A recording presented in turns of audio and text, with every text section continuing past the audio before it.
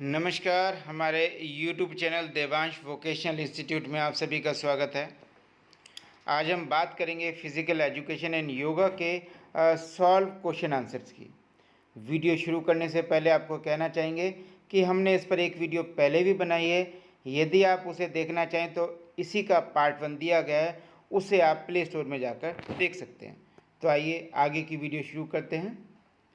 पहला क्वेश्चन है, name 3 activities that took place during the renaissance period. इसका सही आंसर होगा फेंसिंग, हंटिंग एंड स्विमिंग।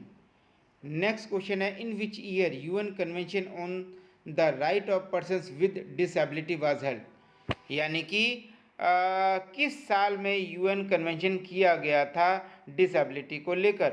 इसका सही आंसर होगा 13 दिसंबर 2006। नेक्स्ट है, which is most likely to be true regarding fitness. यानी कि फिटनेस को लेकर इनमें से कौन सा उत्तर सबसे अच्छा होगा। आंसर में क्या कहता है, a high level of fitness ensure excellence in sports. यानी कि यदि किसी व्यक्ति का बहुत अच्छा हाई लेवल है तो क्या वो सब स्पोर्ट्स में मदद करेगा, या excellence in running suggest excellence in fitness. यानी कि यदि वो भागने में दौड़ने में बहुत अच्छा है तो क्या वो फिटनेस को सपोर्ट करेगा, या good sports skill equate to a high level of fitness, या उसकी जो स्पोर्ट्स की जो स्किल अब बहुत अच्छी है वो इसकी फिटनेस को सपोर्ट करेगी, या several components make a physical fitness. तो इसका सही आंसर होगा सेवरल कंपोनेंट्स, क्योंकि जब हम फिजिकल फिटनेस की बात करते हैं तो हम किसी एक चीज़ की बात नहीं कर सकते, उसमें बहुत सारी चीज़ें आ जाती है। उसमें उसका फिटनेस का हाई लेवल भी आ जाता है, रनिंग भी आ जाती है, उसकी जो स्किल है वो भी इंक्लूड हो जाती है। तो इसका सही आंसर होगा सेवरल कंपोनेंट्स। नेक्स्ट आता है, total wellness can only be achieved by the balance of. यानी कि यदि हम टोटल वेलनेस की बात करें तो इसमें से सबसे सही उत्तर क्या होगा। Emotional, social and spiritual health, physical, intellectual and social health, spiritual, physical and intellectual health, all of the above. तो इसका आंसर होगा ऑल ऑफ दी अबव, क्योंकि जब हम अचीव करने के लिए बैलेंस की भी बात करेंगे तो हमें ये सारी चीज़ें उसमें इंक्लूड करनी पड़ेंगी। नेक्स्ट इसका क्वेश्चन आता है, which of the following affect range of motion around a joint. यानी कि जॉइंट्स के चारों तरफ जब मोशन होता है तो वो क्या अफेक्ट करता है। Muscular strength, flexibility, body composition, muscular endurance. तो फ्लेक्सिबिलिटी, जो फ्लेक्सिबिलिटी होती है वो जॉइंट्स के चारों तरफ मोशन को अफेक्ट करती है। नेक्स्ट आता है, the concept of wellness includes. यानी कि वेलनेस का जो कॉन्सेप्ट है उसमें क्या चीज़ इंक्लूड होती है। Intellectual health, skill related fitness, angina, none of the above. इसका आंसर होगा इंटेलेक्चुअल हेल्थ। नेक्स्ट क्वेश्चन आता है, which is not a component of health related physical fitness. यानी कि जो आंसर दिए गए हैं इनमें से कौन सा कंपोनेंट नहीं है यदि हम फिजिकल फिटनेस की बात करें तो। ऑप्शन देखिए, body composition, balance, cardio respiratory fitness, flexibility. देखो, body composition, cardio respiratory fitness and flexibility, ये तीनों ही बॉडी के पार्ट है, फिटनेस के पार्ट है। तो इसका सबसे सही उत्तर क्या होगा, बैलेंस। क्योंकि किस बैलेंस की बात कर रहा है हमें ये नहीं पता, तो balance is the right answer. Next आता है, what are the main cause of the obesity. यानी कि ओबेसिटी के लिए सबसे अच्छा आंसर इसमें से क्या होगा, मेन कारण क्या है। Increased energy quantity oblique density and a more sedentary lifestyle, decreased leisure time activity, changes in genetic profile, none of the options given is correct.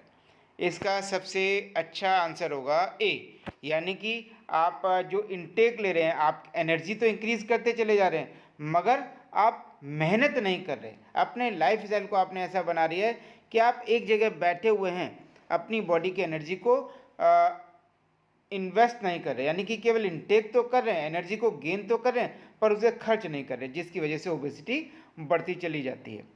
Next question आता है, what is the definition of overweight. यानी कि हम कहते हैं ना मोटापा बढ़ गया, उसका डेफिनेशन क्या होगी। अब यहाँ पे इसने बीएमआई की कुछ रेंज दी गई है, तो बीएमआई के रेंज के अकॉर्डिंग हमने बात करनी है। तो इसमें सबसे सही उत्तर आंसर होगा बीएमआई 25 to 29.9 kg/m²। नेक्स्ट आता है what is the world wide prevalence of obesity. इसका आंसर होगा 13%। अब आता है loss of bone mass and strength is, यानी कि जिस समय बोन यानी कि जो शरीर की हड्डियां हैं वो घटने लगते हैं या बोन मास घटने लगता है, तो और हमारे शरीर की स्ट्रेंथ कम होने लगती है, तो उसे क्या कहते हैं, ऑस्टियोपोरोसिस। यानी कि जिस समय हड्डियां कमज़ोर पड़ने लगती हैं तो उस बीमारी को ऑस्टियोपोरोसिस कहते हैं। Next, A synonym for heart attack is, यानी कि हार्ट अटैक को सभी जानते हैं, हार्ट अटैक के लिए एक और शब्द इस्तेमाल किया जाता है, वो क्या है? इसका सही आंसर होगा मायोकार्डिनल इन्फ्रैक्शन। नेक्स्ट आता है which one of the following is an unhealthy habit. इनमें से कौन सी अनहेल्दी हैबिट मानी जाएगी? Sharing food, bathing twice a day, drinking boiled water या eating without washing one hand. यानी कि यदि कोई व्यक्ति अपने हाथ बिना धोए खाना खा लेता है तो दैट इज अनहेल्दी हैबिट। तो सही आंसर क्या होगा? Eating without washing once hand. Next आता है cleanliness, physical exercise, rest and sleep are a part of. यानी कि यदि आप अपने आप को साफ सुथरा रखते हैं, फिजिकल एक्सरसाइज करते हैं, रेस्ट करते हैं और ठीक से सोते हैं, तो ये किस चीज़ का पार्ट होगा? Hygiene, social hygiene, personal hygiene, none of the above. देखिए ये सारी activities person to person vary करती हैं, व्यक्ति पर निर्भर करती हैं, तो इसका सही आंसर होगा पर्सनल हाइजीन। नेक्स्ट क्वेश्चन आता है the world health day is celebrated on, answer है 7 अप्रैल। देखिए बहुत सारे आंसर ऐसे हैं जिसमें आपको क्लैरिफिकेशन की आवश्यकता नहीं है, बल्कि सीधा उनका आंसर याद करने की आवश्यकता है। नेक्स्ट क्वेश्चन आता है in addition to sunlight which food is a good source of vitamin D an important nutrient for teeth and bone health. ये कहता है कि यदि हम सनलाइट के अलावा बात करें, इन एडिशन टू सनलाइट, यानी कि सनलाइट तो है, सनलाइट के अलावा यदि बात करें तो वो इनमें से वो कौन सा आइटम है जो हमारे दांतों के लिए और हड्डियों के लिए और विटामिन डी के लिए सबसे अच्छा सोर्स माना जाता है? Fruits, bread, red meat, boiled food. इसमें सबसे सही उत्तर होगा रेड मीट। नेक्स्ट होता है if you are a vegan और vegetarian which plant based food can be alternative source of protein. यानी कि कहते हैं कि यदि आप वेजिटेरियन हैं तो आपके लिए प्रोटीन के लिए कौन सा अच्छा सोर्स हो सकता है? आंसर दिए tofu, kimchi, asparagus, all of the above. इसमें आपका आंसर होगा टोफू। नेक्स्ट आता है which of the following B best shows sportsmanship. यानी कि जो ऑप्शन दिए गए इनमें से सबसे अच्छा ऑप्शन कौन सा होगा स्पोर्ट्समैनशिप को शो करने के लिए? हेल्पिंग एन इंजर्ड टीममेट, यदि आपकी टीम का कोई साथी इंजर्ड हो जाता है, चोट खा जाता है, तो उसकी हेल्प करना। Pushing down an opponent that refuses to clear the way. Next है congratulating your opponent that defeated you, showing your opponent the changing room. सबसे से स्पोर्ट्समैनशिप के लिए सबसे अच्छा आंसर होगा congratulating your opponent that defeated you. यानी कि जिसने आपको हरा दिया आप उसको बधाई दें कि उसने अच्छा गेम खेला है। What are two components oblique aspects of social development. यानी कि जो ऑप्शन दिए गए इनमें से चुनकर बताएं कि सोशल डेवलपमेंट के लिए कौन से 2 कंपोनेंट्स हो सकते हैं? Team work and sportsmanship, physical and mental fitness, strong muscle and good health, making new friends and physical fitness. देखिए सारी चीज़ें अच्छी हैं, लेकिन यदि हम सोशल डेवलपमेंट की बात करेंगे तो टीम वर्क एंड स्पोर्ट्समैनशिप सबसे अच्छे कंपोनेंट होते हैं, घटक होते हैं। Name 2 activities the ancient Indians participated in. ये कह रहा है कि ऐसी 2 एक्टिविटीज़ बताइए जो कि एंशिएंट इंडियंस करते थे। Yoga and wrestling, archery running, throwing running या horseback riding and hunting. देखिए जो योगा और रेसलिंग है वो हमारे इंडिया की बहुत प्राचीन सभ्यता में काउंट किए गए हैं कि बहुत प्राचीन समय से ही इंडियंस इसको खेलते रहे हैं। तो सही आंसर होगा योगा एंड रेसलिंग। नेक्स्ट है विच committee is responsible for selecting various officials such as references, judges, recorders, and track umpires. Which committee is responsible for selecting various officials such as references, judges, recorders, and track umpires? First Aid Committee, Committee for Officials, Finance Committee, Reception Committee. तो इसका सबसे सही उत्तर होगा committee for official, जो official committee बनती है that will be. Next आता है the primary aim of decoration and ceremony committee is, option है the decoration of sports stadium, making necessary arrangements for opening ceremony, making arrangements for trophies, medals and certificates, all of the above. देखिए इसका सही answer होगा all of the above, क्योंकि सभी चीज़ें हमें जरूरी होती है। पूछ क्या रहे द प्राइमरी एम, जो मुख्य उद्देश्य है of decoration and ceremony committee, इसके लिए प्राइमरी एम क्या होगा, ये सारी चीज़ें होंगी। नेक्स्ट आता है the maximal ability of a muscle to generate force, the maximum ability of a muscle to generate force, यानी कि यदि आप फोर्स ताकत लगाना चाहते हैं तो उसके लिए आपको क्या चाहिए, मस्कुलर स्ट्रेंथ चाहिए, ऑप्टिमल हेल्थ चाहिए, स्ट्रेंथ ट्रेनिंग चाहिए या मस्कुलर एंडुरेंस चाहिए। बेसिकली आपको मस्कुलर स्ट्रेंथ चाहिए, तो आंसर होगा ए। नेक्स्ट आता है cardio respiratory endurance is also known as,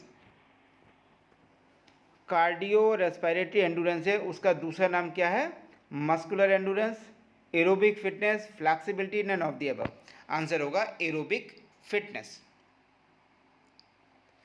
next आता है which of the following component is related to health related ability. यदि हम हेल्थ रिलेटेड एबिलिटी की बात करें तो इनमें से कौन सा सही आंसर होगा, cardio respiratory fitness, flexibility, muscular endurance, all of the above. तो देखिए इसमें कार्डियो रेस्पिरेटरी फिटनेस भी आएगी, फ्लेक्सिबिलिटी भी आएगी, मस्कुलर एंडुरेंस भी आएगा, तो आपका सही आंसर क्या हुआ, all of the above. Next है एंडुरेंस इज आल्सो नोन एज, एंडुरेंस को हम क्या कहते हैं, एंडुरेंस का एक दूसरा नाम भी है, वो क्या है, स्ट्रेंथ, एक्सेलरेशन एबिलिटी, फ्लेक्सिबिलिटी या स्टेमिना। इसका आंसर होगा स्टेमिना। नेक्स्ट क्वेश्चन आता है who said the ability to repeat the activity of the same sampling is called speed, और इसने ऑप्शन दिए Johnson, Barrow, Cassidy, none of the above. तो इसका करेक्ट आंसर होगा बैरो। बैरो ने कहा था the ability to repeat the activity of the same sampling is called the speed. Next आता है body composition is the relative amount of dash and fat found in your body. देखिए body के अंदर muscles भी आते हैं, organ भी आते हैं, बॉडी भी आते, बोन भी आते हैं, ठीक है। लेकिन हमें जो आंसर देना है क्वेश्चन के अकॉर्डिंग देना है। क्वेश्चन में वो क्या पूछ रहा है, क्वेश्चन में पूछ रहा है body composition is the relative amount of dash and fat found in your body. तो इसका करेक्ट आंसर होगा लीन बॉडी टिश्यू, यानी कि जो बॉडी के अंदर टिश्यू पाया जाता है और जो फैट होता है उसका कंपोजिशन होता है। नेक्स्ट क्वेश्चन आता है those individuals who are physically active have shown a dash percentage reduction in the magnitude of cardiac injury during a heart attack when compared to non-physically active individuals। पहले आप question में समझ लीजिए कि question में वो क्या कह रहा है। वो कहता है कि दो तरह के व्यक्ति होते हैं, एक होता है जो फिजिकली एक्टिव होते हैं और दूसरा होता है जो फिजिकली एक्टिव नहीं रहते। और वो ये क्वेश्चन में कह रहा है कि जो लोग फिजिकली एक्टिव होते हैं उनमें हार्ट अटैक की जो बीमारी होती है वो बहुत कम मिलती है, जबकि जो नॉन फिजिकली एक्टिव होते हैं उनमें ये बीमारी ज़्यादा होती है। तो यहाँ पे वो परसेंटेज पूछ रहा है कि जो व्यक्ति फिजिकली एक्टिव होते हैं उनमें कार्डियक इंजरी होने की संभावना, यानी कि हार्ट अटैक होने की संभावना 66% कम होती है। नेक्स्ट आता है diabetes is a dash characterize by high blood sugar level, यानी कि जो डायबिटीज़ की बीमारी है उसमें डैश होता है और जिसमें कि हाई ब्लड शुगर बढ़ जाता है। अब ऐसा किस वजह से होता है, देखो ऑप्शन में दिया है इसने, disease that only affect women, की बीमारी केवल औरतों को ही अफेक्ट करती है, या डिक्रीज इन फिजिकल एक्टिविटी, या जो फिजिकल एक्टिविटी कम हो जाती है, मेटाबॉलिक डिसऑर्डर होता है, या डाइटरी यूज़ यानी खाने पीने से। अब इसका देखिए जो सही आंसर है दैट इज़ मेटाबॉलिक डिसऑर्डर, यानी कि बॉडी की जो फंक्शनिंग होती है, मेटाबॉलिक एक्टिविटीज़ होती हैं वो डिस्टर्ब हो जाती हैं, उस समय डायबिटीज़ की बीमारी होती है और हमारा जो ब्लड शुगर है वो बहुत ज़्यादा बढ़ जाता है। नेक्स्ट आता है मायोकार्डियल इन्फ्रैक्शन रिजल्ट फ्रॉम, यानी कि जो मायोकार्डियल है इसका एक दूसरा नाम होता है हार्ट अटैक। हार्ट ब्लॉकेज की जो बीमारी होती है वो क्यों हो जाती है, हार्ट अटैक क्यों होता है? ऑप्शन दिए, इंक्रीज हार्ट रेट यानी कि हार्ट रेट बहुत ज़्यादा बढ़ जाती है इसलिए, या blockage of the coronary artery में ब्लॉकेज हो जाती है, या इंक्रीज ब्लड प्रेशर बहुत ज़्यादा बढ़ जाता है, या इलेक्ट्रिकल इम्पल्स एबनॉर्मलिटीज़ यानी कि जो उसमें इलेक्ट्रिक इम्पल्स होती है वो डिस्टर्ब हो जाती है। इसका सही आंसर होगा blockage of the coronary artery. जब कोरोनरी आर्टरी में ब्लॉकेज आ जाती है, वो धमनी वाहिकाएं ब्लॉक होने लगती हैं, तो हार्ट अटैक की संभावनाएं बढ़ जाती हैं। तो स्टूडेंट्स अभी के लिए इतना ही, आगे हम फिर हाजिर होंगे आपके लिए और क्वेश्चंस लेकर। आगे हम हिंदी में भी क्वेश्चंस लेकर आएंगे और उम्मीद है कि ये सभी क्वेश्चंस आपको एग्जाम्स में बेनिफिशियल होंगे। धन्यवाद।